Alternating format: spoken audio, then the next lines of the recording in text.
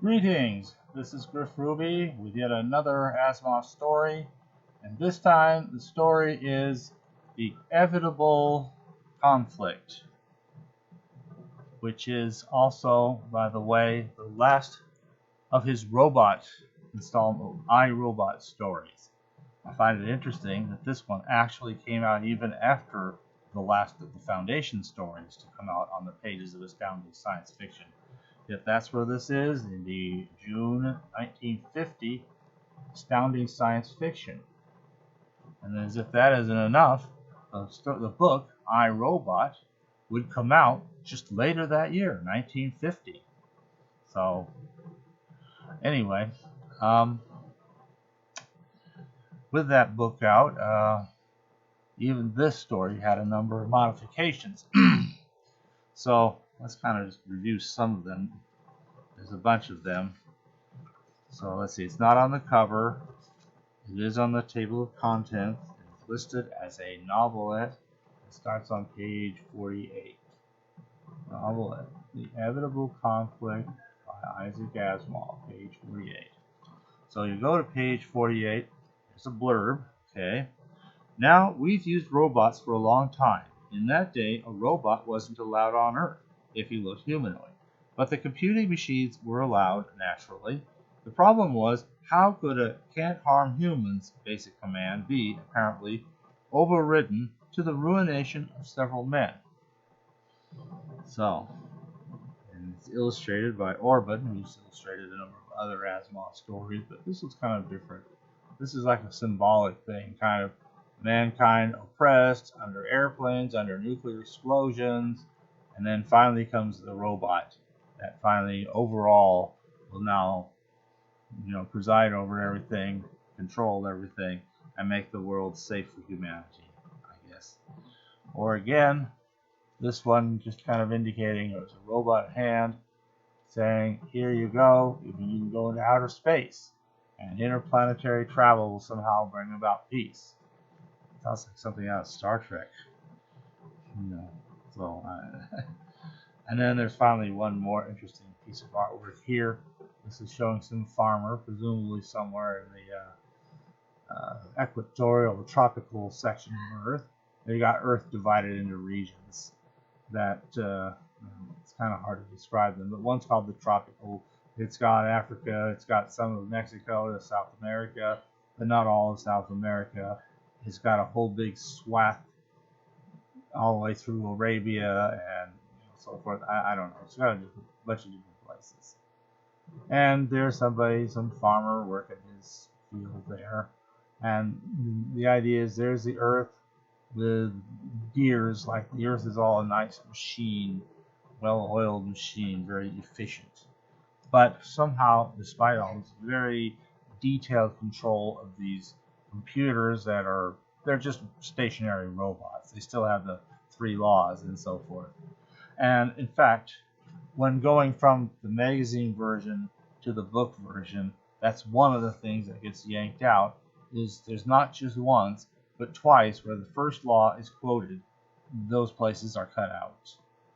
There is some place, the second place the first law gets quoted, which is actually kind of neat, because they kind of turn it into something that I find rather intriguing. And let's see if I can find this, not too much searching.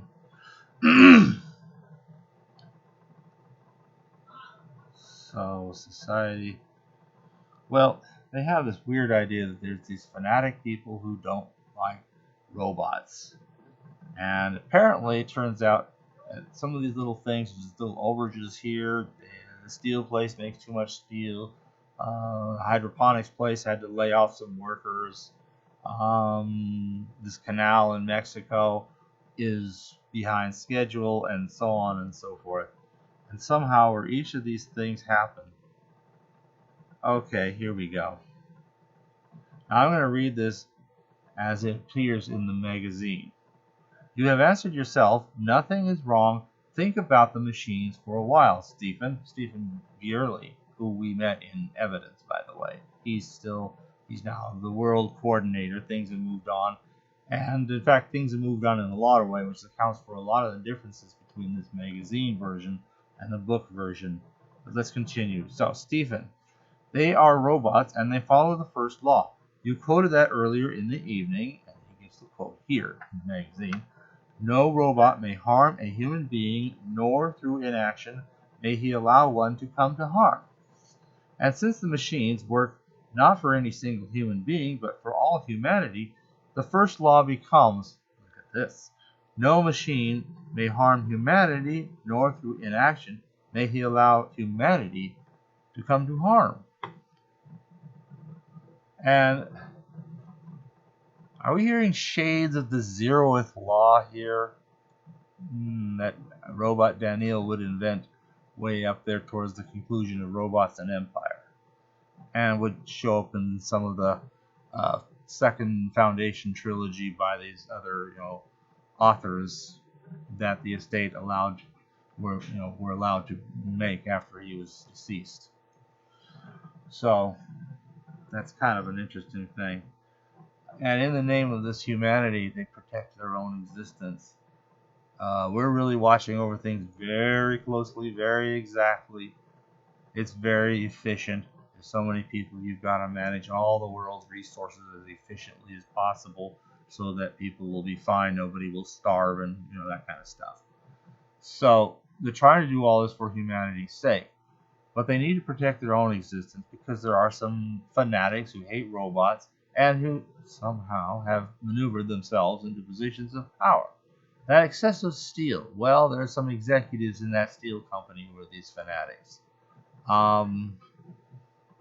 All these things are actually supposed to kind of throw some of these people off, get them out of their positions, and so forth. And that's supposed to explain why things are happening. These little overages and underages happen in which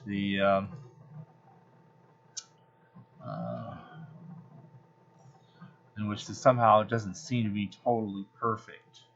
There's all these little overages and underages here and there scattered around the world, and even though they're very small, like 0.1%, but somehow before they were more like 1,000%, but they've had to increase a little bit. And it's a matter of a conflict that it's evitable instead of inevitable because it's actually a created conflict.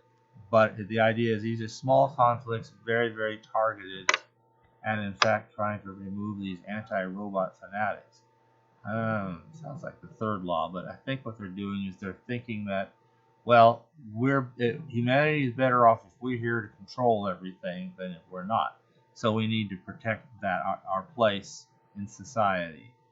Hence, this Zeroeth law kind of thing takes place.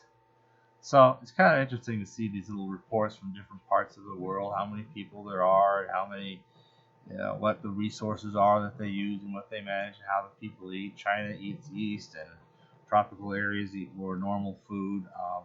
Just different things. Europe's kind of small and kind of not going anywhere. So, the northern district includes now the United States, Canada, also Australia, New Zealand, Russia, interestingly enough, and I guess the Arctic areas, with a few Scandinavian exceptions that are counted as part of Europe. So that's they call that one the northern one. So okay, it's got all these different things, regions, and so it kind of gets down to the robots are trying to manage these things, and there's some question about why they don't seem to be managing things quite so well. And it turns out, no, they're doing what I guess, given the way they're programmed, is what they should be doing. So they're deliberately rocking the boat just a little bit to throw a few people off that will interfere with robots' ability to keep everything under control. I don't know. Would I trust an arrangement like that? I'm not sure that I would. But, there's always these fanatics. We can do without fanatics. I don't know where they come from. They don't have anything to do with what we have in real life. So, but they seem to be some bogey that he kind of brings up from time to time.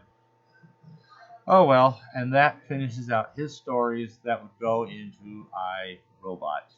So with all the stories complete, he could now complete the book, stitch them together, add a sort of a framing story of somebody interviewing Susan Calvin, and learning the story of her life. Now, there's a few other changes.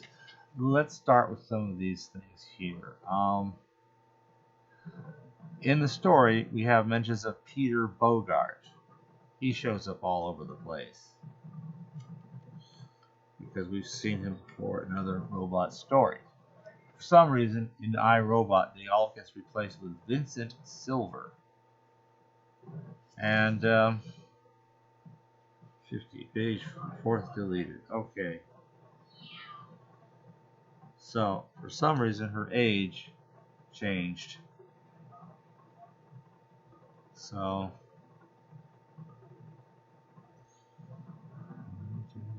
Susan Calvin did not allow herself to relax, despite the design comfort of the chair she's had. Her cold, thin-lipped face and her flat, even voice were becoming accentuated with the years. And although Stephen Byerly was one man she could like and trust and cultivated, maybe they added that she was 70. So subtracted. Okay.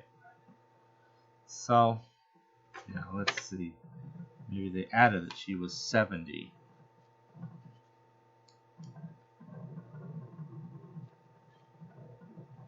So let's just see. Added that she was 70.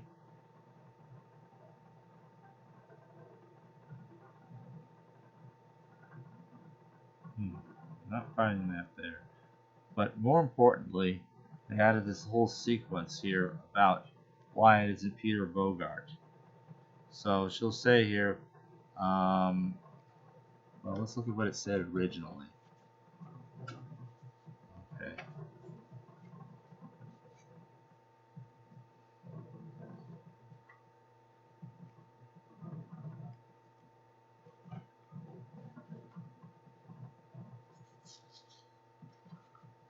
So she yeah, all right. As a team, okay. All right. So, oh, they have an interesting thing. The machines are designing machines. And so we designed a machine, which then was smart enough to design a much smarter machine, which was in turn able to design a much smarter machine, and so on for 10 steps. So we got machines that are so ridiculously smart, we don't really even fully understand what they're doing. That's another recipe for all sorts of trouble. And she's going, oh, yes, that sounds familiar. Fortunately, I'm not a mathematician. And so poor Peter can no longer understand his creations. That gets replaced with, yes, that sounds familiar. Fortunately, I'm not a mathematician. Poor Vincent. He is a young man. The directors before him, Alfred Lanning and Peter Bogart, are dead, and they had no such problems, nor had I.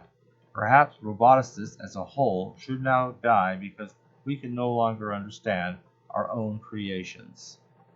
So this is why Peter Bogart is replaced with Vincent Silver.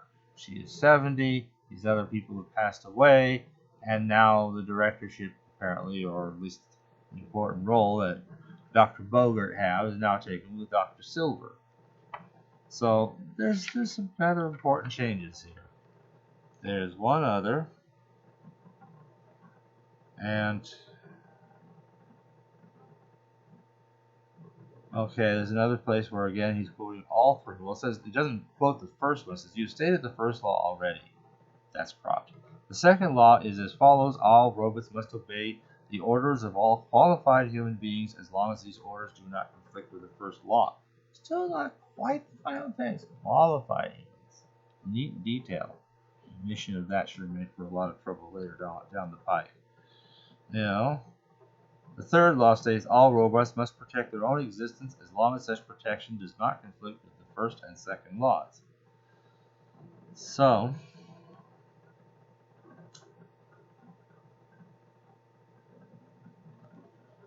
that's not the right page.